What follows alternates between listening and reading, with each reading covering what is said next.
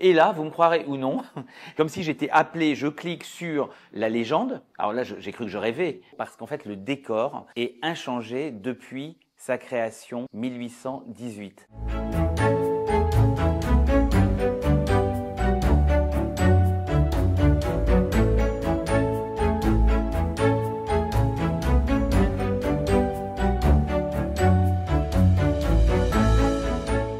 C'est tout un village qui s'est construit autour de lui.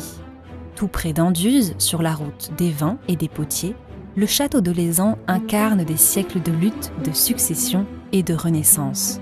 D'abord prieuré, son histoire est aussi celle de 3 familles. Appartenant à la famille protestante Piloty, il ne devient vraiment château qu'en 1747, sous l'impulsion de Jean de Cambis, qui en fait une élégante demeure seigneuriale. C'est à cette période qu'est notamment bâti un étonnant pont vénitien au-dessus de la route de Nîmes qui permet de relier le château au parc.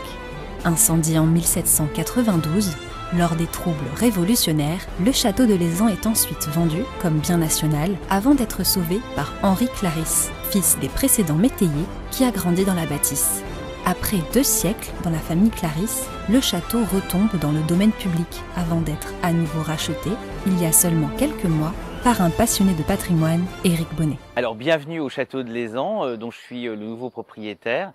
C'est un château qui a une histoire incroyable, qui a appartenu successivement à 3 familles, que je viens de reprendre afin de le sauver.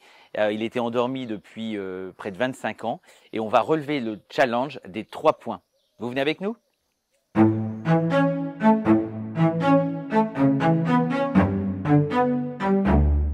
Alors ici, nous sommes dans le Salon Rouge, qui est un petit peu la pièce maîtresse du château, parce qu'en fait, le décor est inchangé depuis sa création 1818. Donc en fait, on a un papier peint d'une très célèbre maison de papier qui s'appelle la maison de Gournay. Il a la particularité d'imiter le velours. Les gypseries, finalement, c'est le retour d'Égypte, donc c'est qui était très en vogue à l'époque. Alors comme vous voyez, il est un petit peu abîmé, surtout à certains endroits, mais bon, on est en train de voir pour évidemment le restaurer. Il est classé sur la liste supplémentaire des monuments historiques. On ne peut pas faire n'importe quoi, mais pour autant, voilà, c'est en cours. Je n'en vois qu'un. Cet objet, c'est le portrait du vicomte de Cambis. J'en parlais à l'époque avec mon ami et je lui disais, je me demande à quoi ressemblent les Cambis, qui sont, comme je vous le rappelle, les bâtisseurs du château actuel.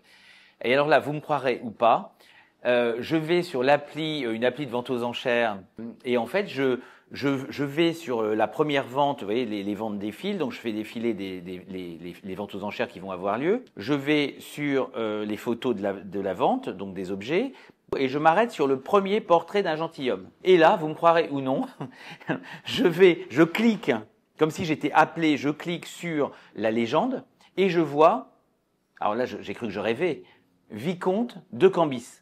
Donc je me suis dit mais c'est complètement fou. Et donc je me suis senti, si vous voulez, obligé de l'acheter.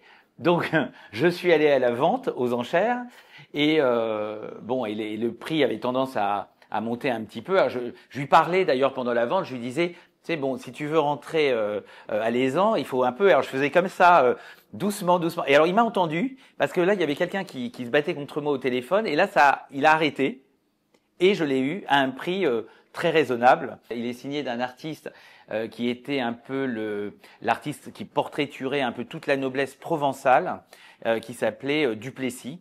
Voilà, donc c'est un joli portrait qui est revenu au château.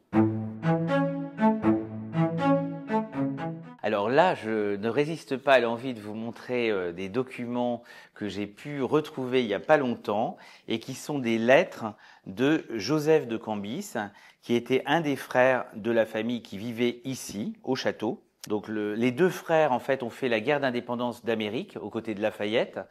Et le second, Joseph, a en fait épousé les idées de la Révolution et il est devenu gouverneur de Saint-Domingue. Alors moi, je trouve ça très émouvant parce que d'abord, c'est écrit en tout petit avec une très jolie écriture. C'est un rapport. Il raconte ce qui se passe parce qu'apparemment, il y a une révolte à Saint-Domingue.